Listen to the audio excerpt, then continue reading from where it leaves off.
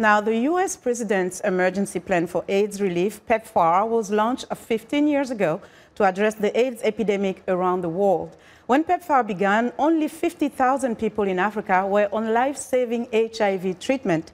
PEPFAR's 15th anniversary report shows that as of September 2017, more than 13 million men, women, and children are on HIV treatment worldwide.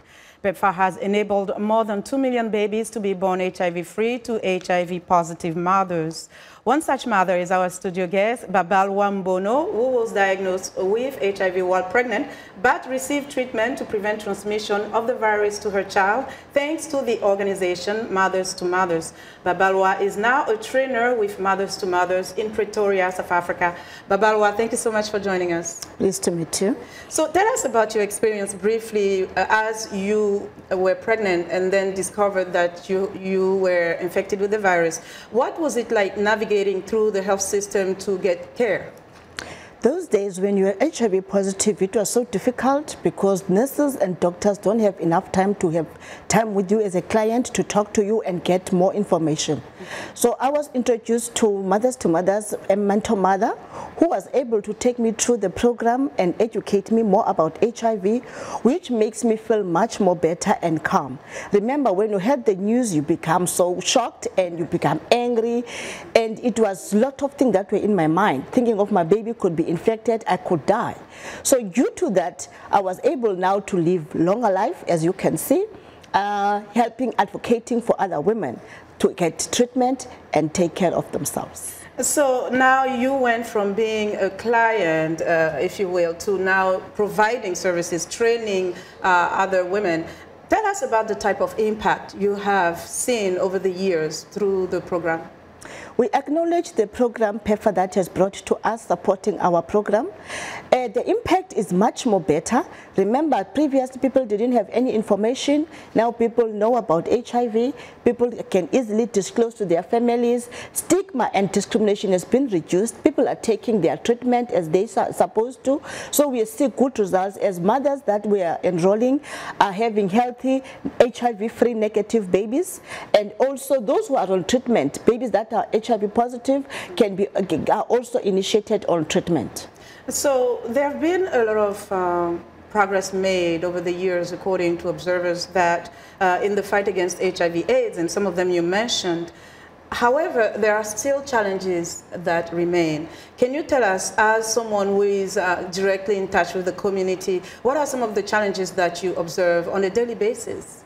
As we know that HIV is an epidemic that is so largely affecting our people.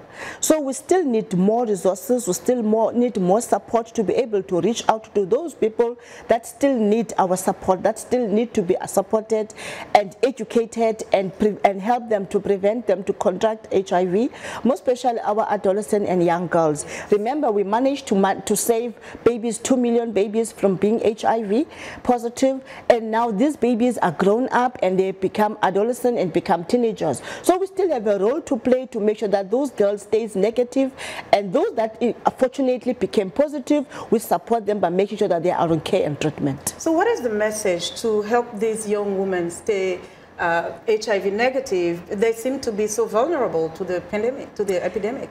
Yes, due to the circumstances and how they live, or the conditions that our people live, most especially in Sub-Sahara, where poverty is the most one, a risk factor that contribute to those vulnerabilities. Would appreciate that those adolescent and young girls can be getting more support in terms of getting support on education, more awareness programs, HIV testing, that test and treat that need to be done, so that we're able to minimize the transmission of HIV to those girls. What are your hopes for the future regarding the global fight against HIV/AIDS as an advocate, but also someone who is a patient?